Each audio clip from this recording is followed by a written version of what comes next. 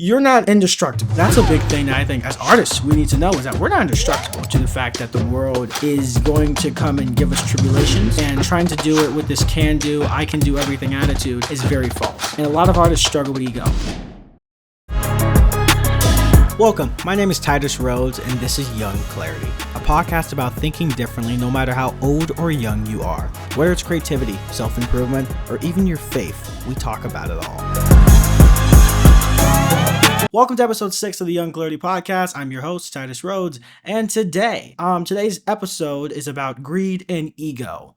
Greed and ego. I just want to get the ball rolling. I'm very excited to talk to you guys today because today is a great day. Today is another great day. Last week, we were kind of struggling when it came to filling and talking about criticism and opportunity, but now on greed and ego today, we're going to talk about things that I think that every artist should know if they want to be successful. If you want to be a great artist, if you want to be successful in any type of thing, you want to have a mindset that wins and makes you successful, greed and ego are the two things that I'm going to be talking to you about to make you understand why these things matter. I was in a cafe earlier today and I was eating this nice wrap and I was writing down this thing about greed and ego, and I was reflecting over everything about what ego and greed are for creative people and why we struggle with it so much. I think most people, it's human nature to struggle with greed and ego, right?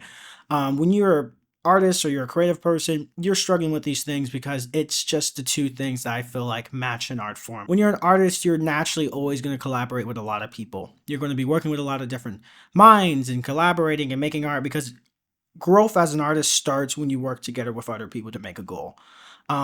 I often say that most great things can be built with a team, and if you have a good enough team, you can pretty much do anything. And that's what I want to talk about, is why do teams matter? And as artists, we should strive to look for communities. I ended it off last episode talking about this is the artist community. This Young Clarity podcast is a way for me to connect with you guys and to build a small community of my own online to help people be better people. And I think that this mission I have should be so embedded into everybody else, is that we should constantly be striving to connect and grow with other people. What happens when we try to build something with others? What happens when we try to do things that have never been done before and we bring other people along? Well, two things come into play: greed and ego.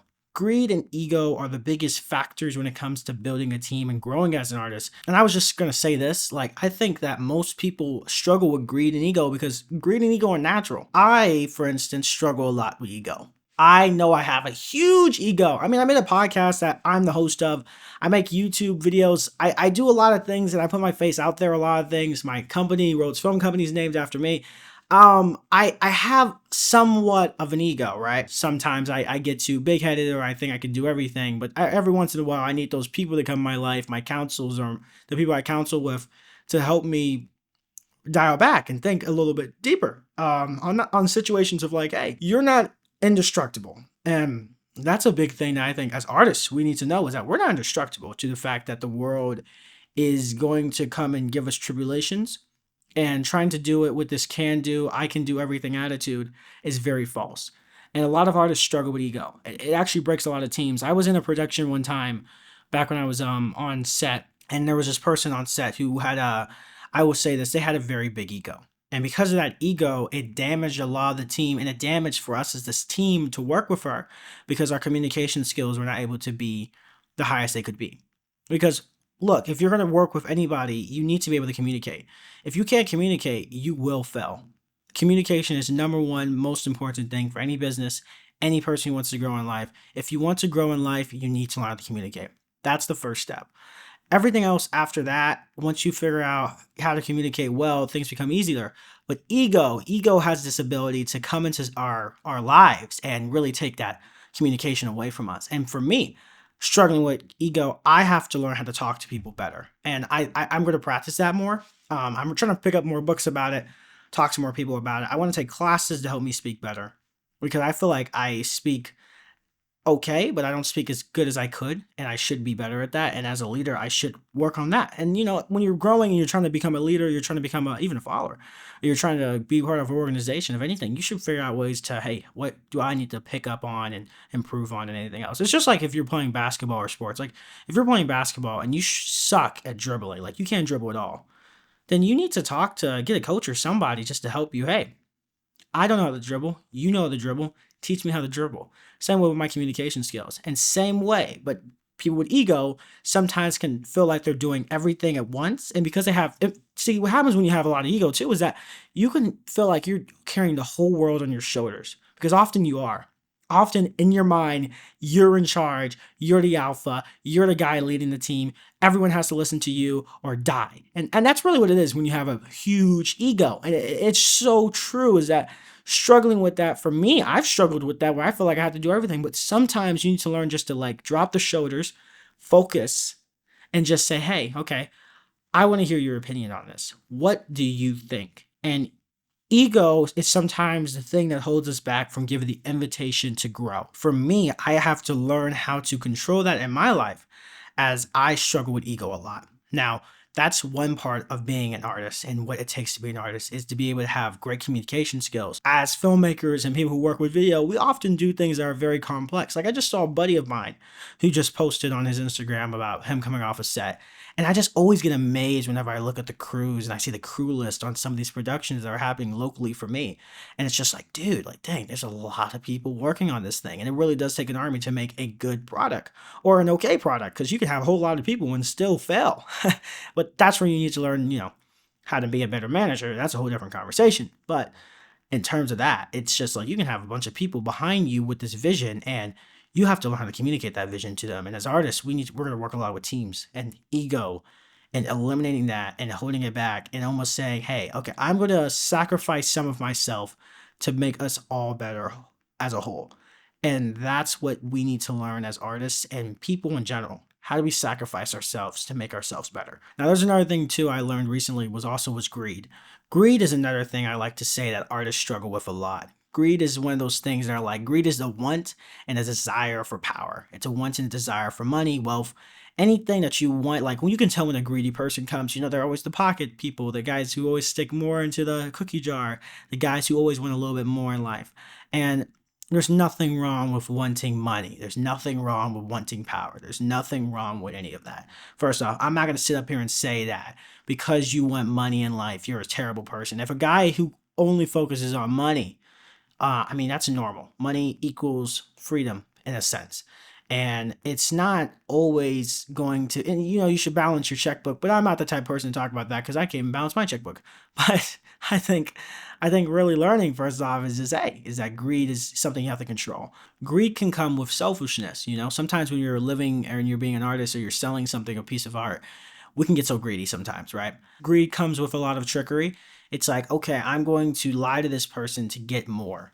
And being honest is very important when you're an artist. And greed can come into like, greed is just that want and desire for stuff. It's just like that unnatural, like you don't have to do all that. When you're an artist, you shouldn't be chasing after greed because greed can destroy you. Greed can make you not feel like you can do things because you're so focused on this one minuscule thing, which is money, that you can't focus on the fact of connecting or what your mission or your purpose or your goals are. And greed can be a distraction for that because it's a lust. It's a lust of money.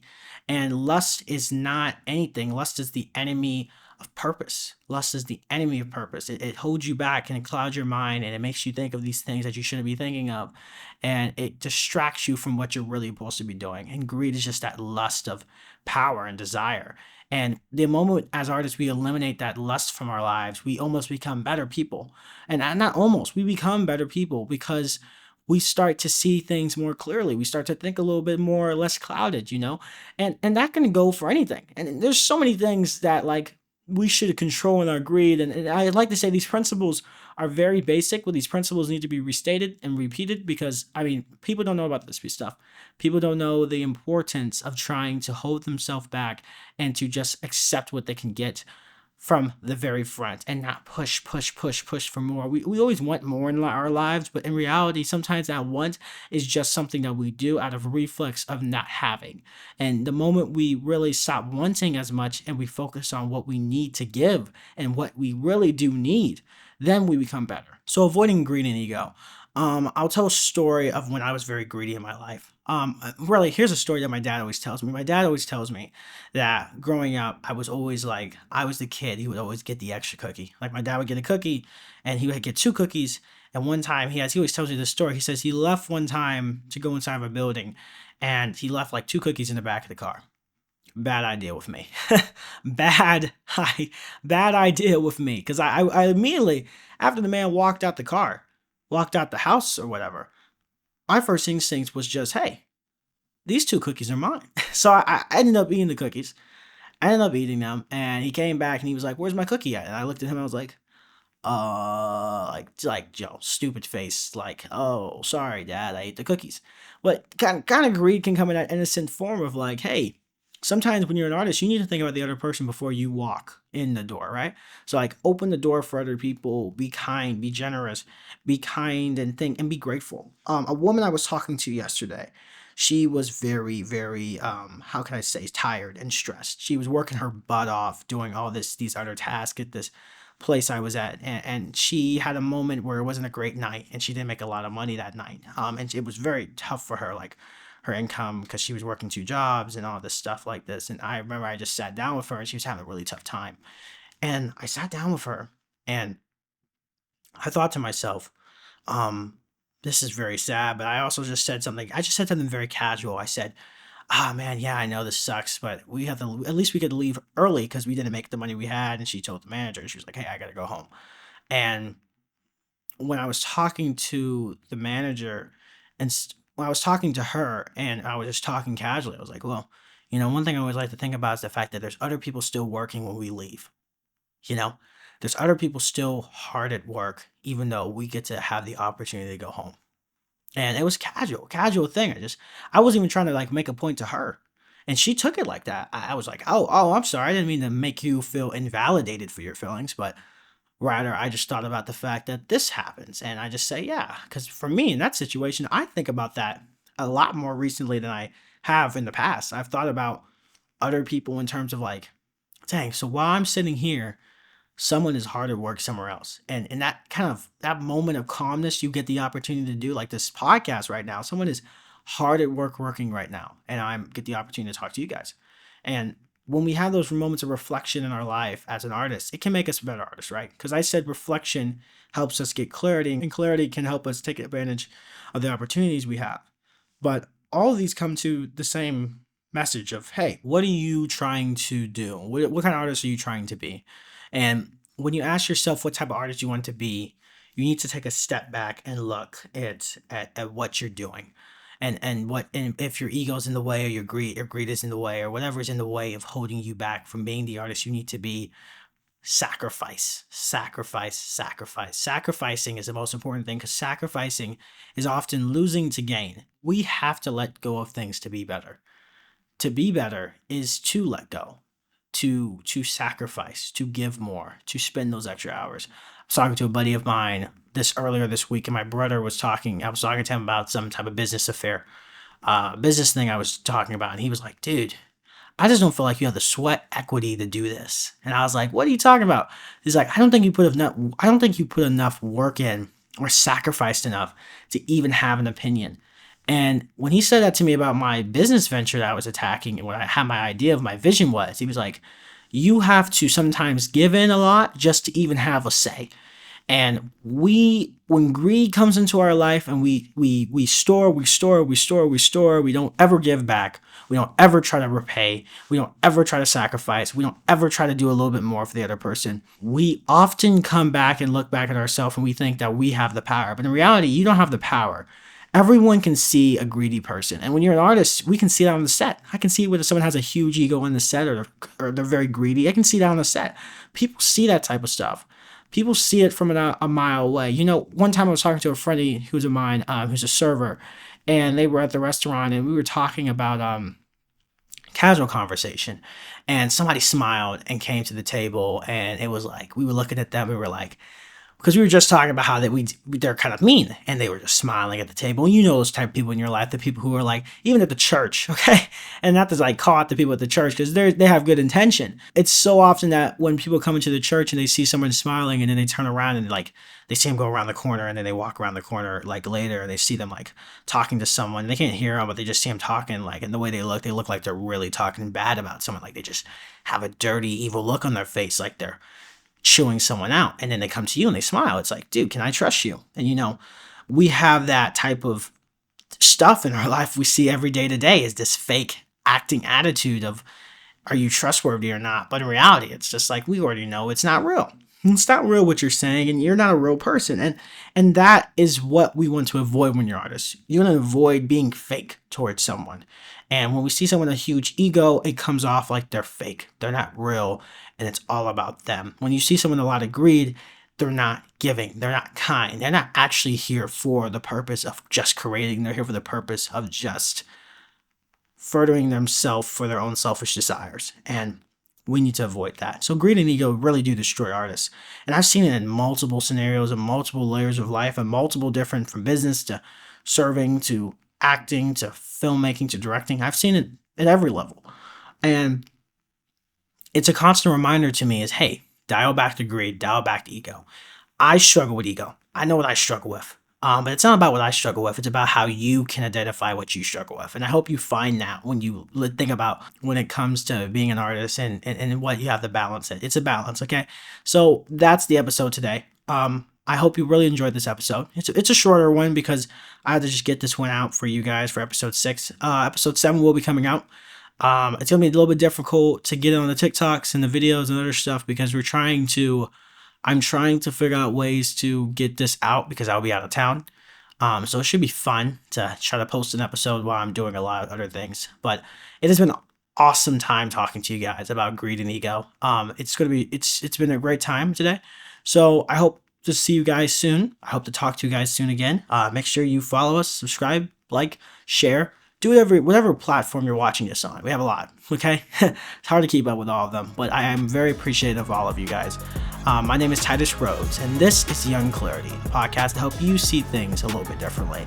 Have a great Monday, guys. Have a great day. Slay the day. Keep winning.